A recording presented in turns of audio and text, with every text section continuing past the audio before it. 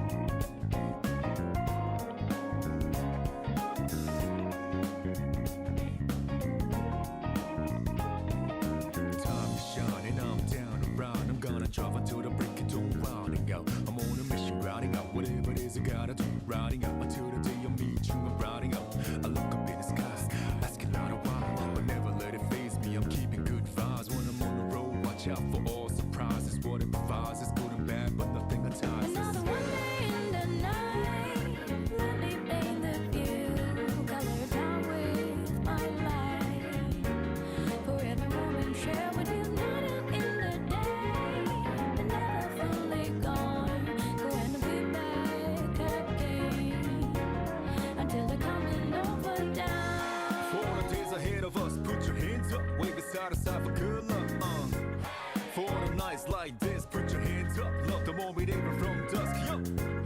You always got my back, and of course I got your back, don't you worry about that, no. It's been a good day, good night, it's gonna be a good day, good night.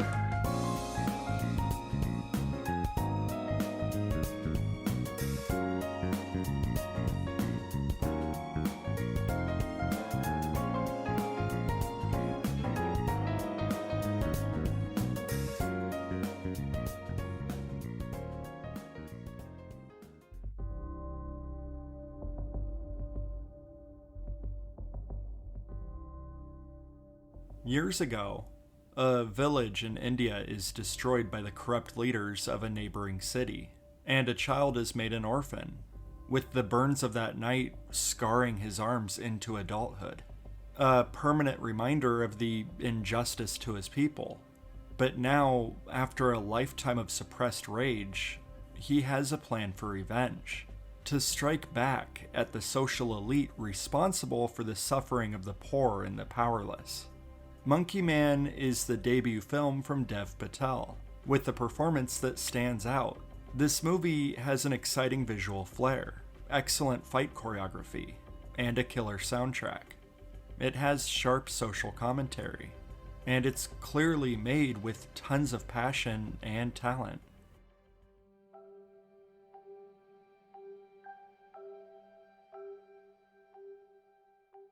After a great flood sweeps across the land, a small group of different species find refuge on a boat, and have to learn to work together as the water level keeps rising, engulfing everything in sight. Flow is a simple tale of survival with a unique art style, done entirely in Blender with a small team and a low budget. The movie's technical aspects are simple, but the beauty lies in its art direction and its minimalist and mystical storytelling. The movie has no dialogue, Well, apart from animal noises. It's a really sweet and often stressful movie, and its minimalism is a bit of a double-edged sword. But in the end, this movie is overflowing with heart and personality.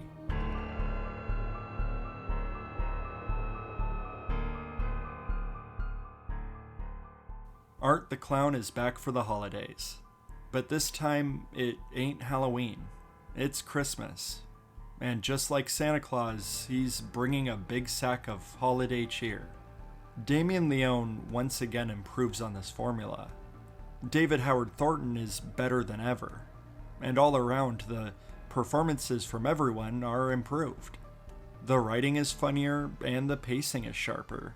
There's a lot more going on here than in the previous entries, but this alternates the character scenes with an excellent variety of absurdist, gruesome violence. If you are a fan of Terrifier, this is another slam dunk sequel, and it's guaranteed to be an instant Christmas classic. You know, for people mentally ill.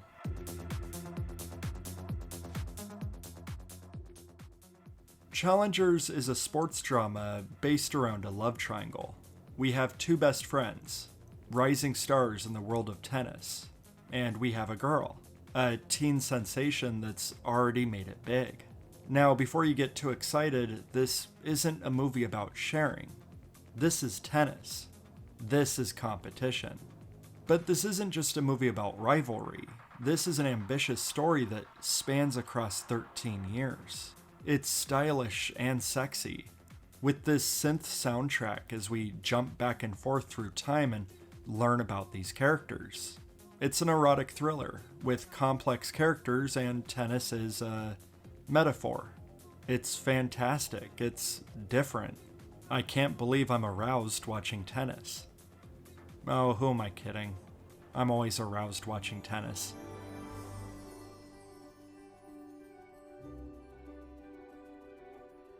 After a service robot is shipwrecked on an island, it begins to adapt to the environment and learn to communicate with the wildlife in the area, searching for a purpose. And after a deadly encounter with a grizzly bear, Roz is tasked with protecting an egg, and to ensure that the child is prepared to survive the winter migration. The wild robot is brilliant, funny, and heartfelt, with a gorgeous art style similar to other DreamWorks productions like The Bad Guys and The Last Wish. It's a ton of fun, with a lightning-fast pace, with one funny scene right after another, but that doesn't stop it from packing an emotional punch. This is right up there with some of the best that DreamWorks has to offer.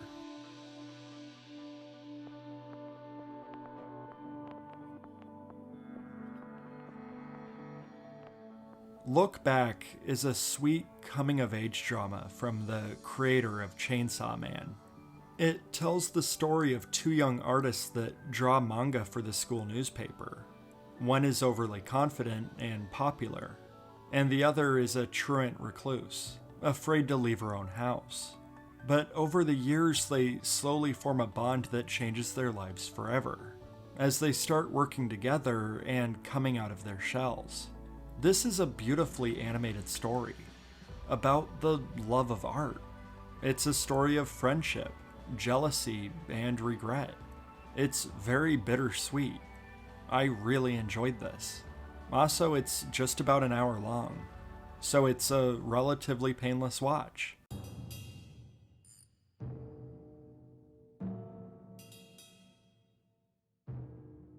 What happens when you reunite a bunch of friends with a rocky past to all sit down and play body swap with some advanced technology? You get problems, that's what. What starts off as innocent fun quickly plunges into chaos, as people are emotionally and physically hurt.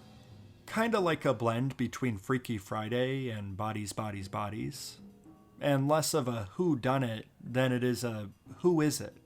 It's What's Inside is a very hyper-stylized thriller, which utilizes a bold use of color, with tons of humor and wit. It's a high-concept party with a lot of drama and thrills, and a satisfying conclusion. It's also on Netflix, so it's really easy to check this one out. Assuming, of course, you have Netflix.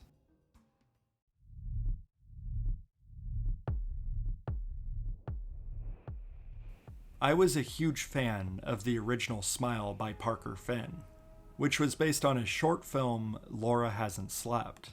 This time around, the curse is spread to a pop star with a history of substance abuse, as she's preparing for her comeback tour. If you know much about this curse, you know this isn't going to end well.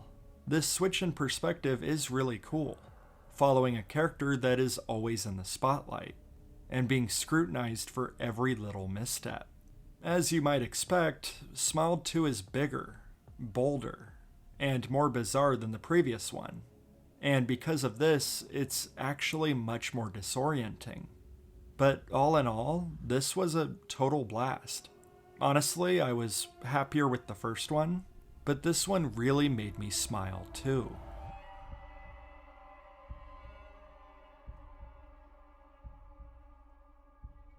Two Mormon missionaries visit a reclusive man to try and convince him to convert.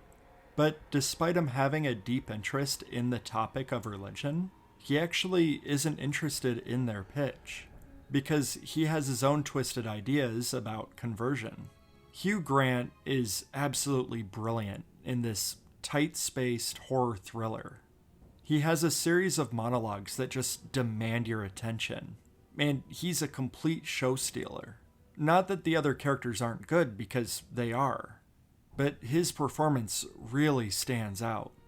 Heretic explores themes of faith and miracles and the illusion of choice in a really satisfying way. It's a thought-provoking experience that's equally unnerving as it is entertaining.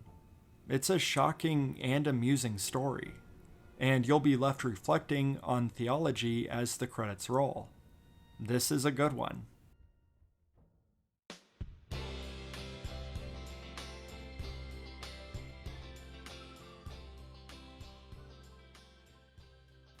So, musician biopics aren't my favorite. I like a few of them, but I don't really seek these out. But within the first few shots, I was hooked. It felt like it was being framed like a Spielberg movie, with the extras all standing out and positioned well with this gorgeous 60s look. Not that I can show you that exact footage here, but you get the idea. All of the actors are excellent. There isn't a weak link. But the focus isn't really on Bob Dylan's personal anguish, at least not directly. The movie tells his story by showing us the world around him, how the politics of the time inspired his music, and how his music impacted those closest to him. It was enlightening and entertaining. So despite it not being my favorite genre, this was a very worthwhile watch.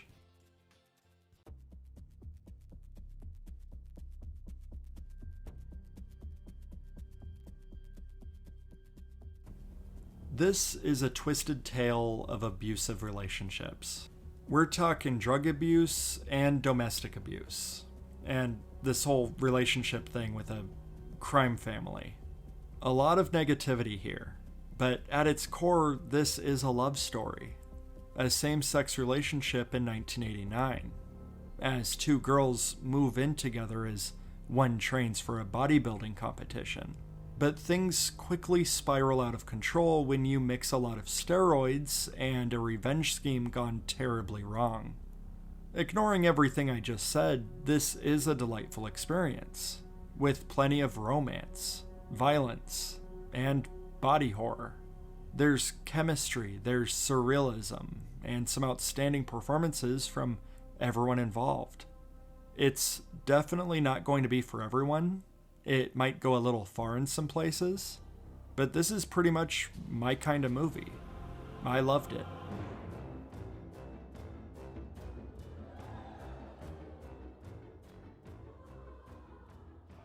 I think Tim Burton can be pretty hit or miss, and I think legacy sequels can also be pretty hit or miss. But Beetlejuice Beetlejuice is a perfect Tim Burton flick, and a rare type of legacy sequel that's done right.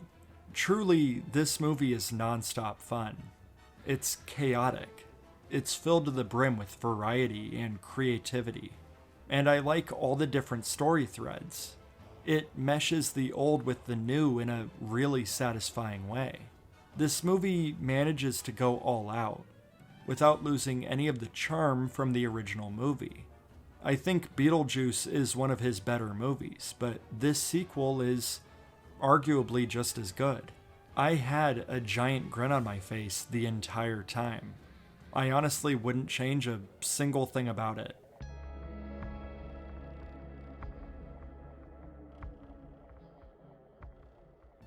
This was one of the biggest surprises of the year for me. Basically, it's advertised as one long tracking shot throughout the whole story. What starts as a drug trip turns into a full-blown viral outbreak. I think it winds up being 5 cuts, but this is one of the most technically impressive movies of the year. But it's also just a good time, with switching perspectives, a healthy dose of violence, pretty good performances, and this escalation that just never lets up.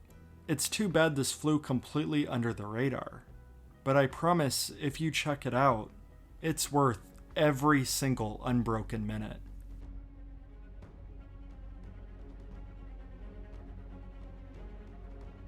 I didn't see Wicked or read the book back when the Broadway musical had first released. I knew it was a prequel to The Wizard of Oz, about how the Wicked Witch of the West had come to be, and really nothing else at all. I knew it was this phenomenal show, and I believed that it probably was, but I just never really paid attention to it. So when this new movie came out, I had no idea it was about race and bullying and animal cruelty, or that it was even about a wizarding school. I'm happy to say, now that I've seen it, this movie was really great. The chemistry between the two leads was excellent. It has some great comedy, and it's an emotional story with some absolute bangers. It's quite a feat that this lengthy movie didn't feel long at all. It's just a really solid movie.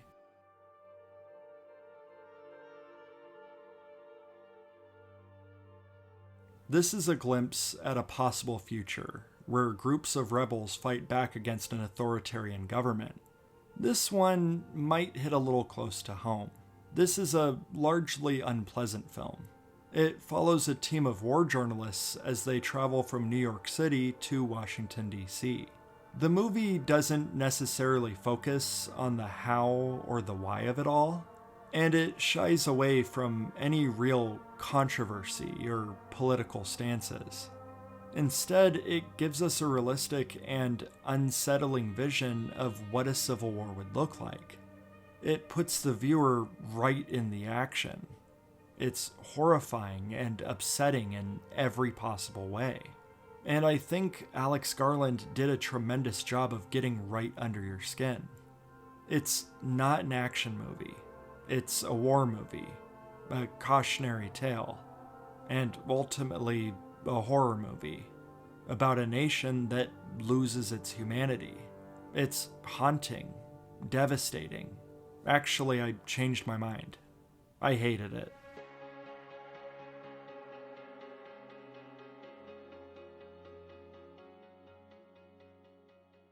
This is a fairy tale love story about a young sex worker entering a relationship with a Russian rich kid with powerful parents. Impulsively, they get married, and so inevitably, when his parents find out, shit hits the fan. Anora is a gritty and unapologetic experience, revolving around a forbidden romance. Madison is absolutely phenomenal. Her character ranges from hilarious to devastating, and her performance completely sells you on it. Combining her talent with Sean Baker, the director of the Florida Project, you wind up with a truly unique experience, with tons of talent both behind the camera and in front of it. It's a roller coaster, to say the least. and it might be a bit of a pill to swallow, especially with its somewhat intimidating length, but it's well worth it.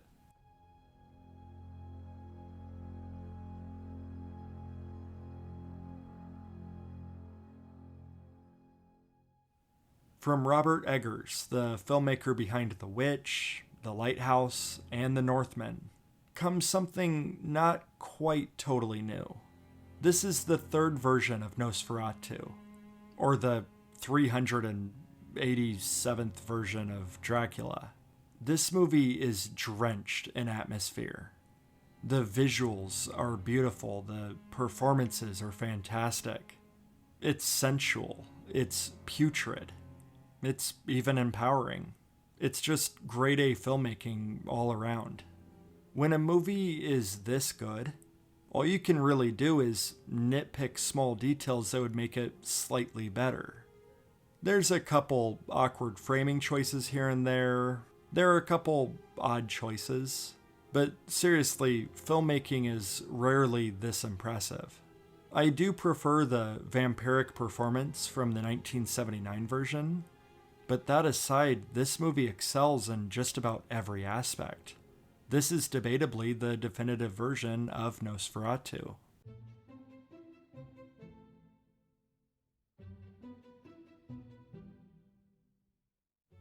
Mary and Max is one of my favorite stop-motion movies of all time.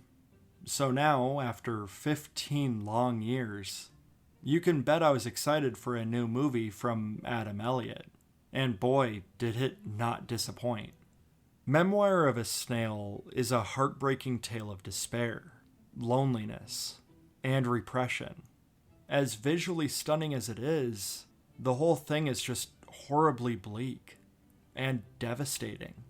And so when you get these little moments of joy, of hope and inspiration and self-reflection, it's well earned. The movie is super fast-paced, leaping from year to year, heartbreak after heartbreak, but with a healthy dose of dark humor and relief. It's just as enjoyable as it is upsetting. So this movie, it's the whole package. It's easily right up there with Mary and Max. And trust me, that's saying something.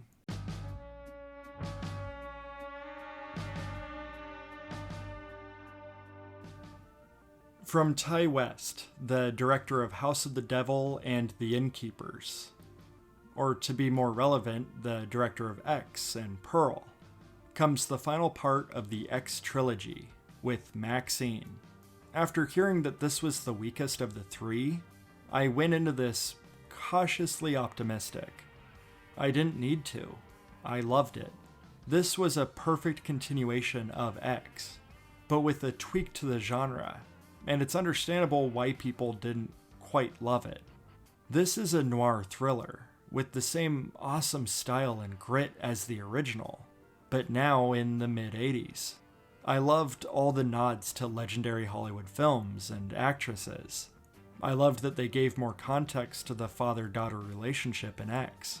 I don't think I've ever seen a horror trilogy that hits it out of the park all three swings in a row, but Ty West and Mia Goth have done it.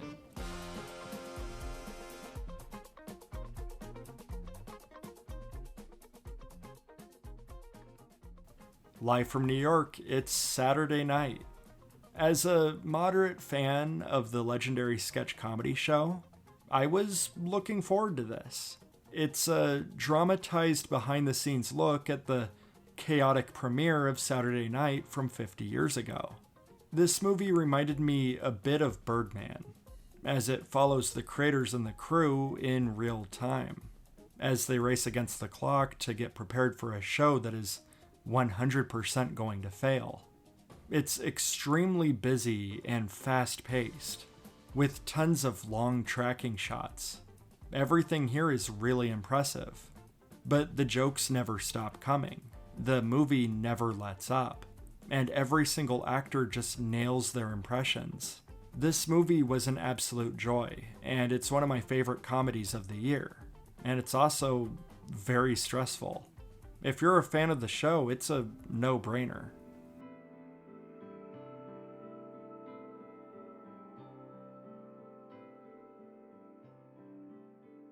This was really something special. I was already won over by We're All Going to the World's Fair, and I figured this would be layered and upsetting like that one. It's definitely less subtle, which works best here. This movie very boldly and confidently lays its cards on the table.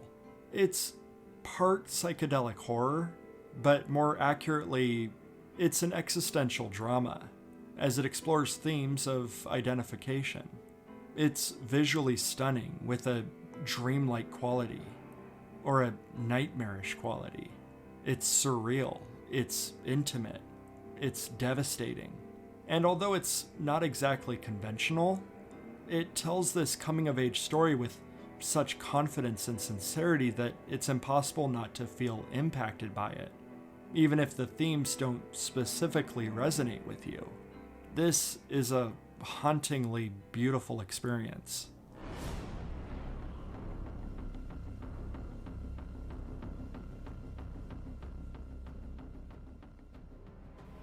I'm a very big fan of the Mad Max franchise. So of course, with Furiosa, I was pretty excited. As always, we have George Miller behind the wheel. But this time, we aren't following Mad Max. We're witnessing the rise of Furiosa, as we lead up to one of the best action films of all time, Fury Road. This is an epic adventure, broken into 5 chapters, each one featuring an adrenalized prolonged action sequence. But between the scenes of vehicular carnage, we get to fully explore the imaginative world building of this post-apocalyptic setting. This movie is extremely ambitious, telling a larger-than-life story of imprisonment and revenge. And it's just as fascinating as it is exhilarating. I might be in the minority here, but I think Furiosa is a nearly flawless movie. And I think it's easily one of the best Mad Max movies as well.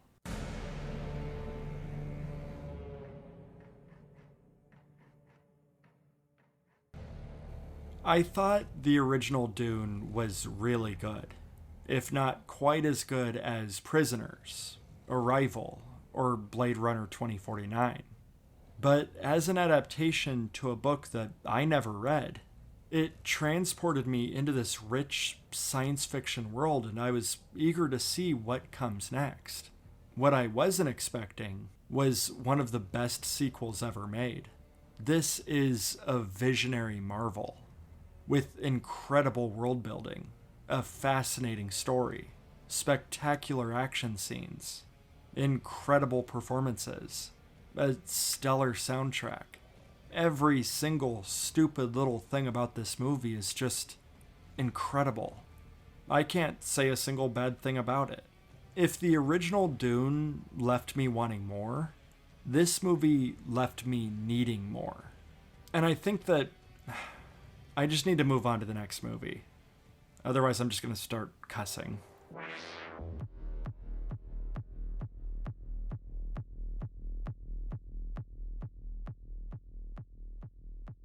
Have you ever dreamt of a better version of yourself? Well, Elizabeth Sparks has, an idol that is faded from the public eye as she reaches her 50th birthday. But then she gets introduced to the substance, a black market drug that replicates your cells to create a newer, younger version of yourself. The substance is a perfect combination of Kubrick and Cronenberg, with absolutely gorgeous framing and a healthy dose of body horror. Demi Moore and Margaret Qualley give career-defining performances, with tons of style, an incredible soundtrack, and a truly unique exploration at beauty standards towards women. It's bold, it's brutal, and it's crafted so perfectly with hard-hitting symbolism, with a message that's more than skin deep. And hands down, it's my favorite movie of the year.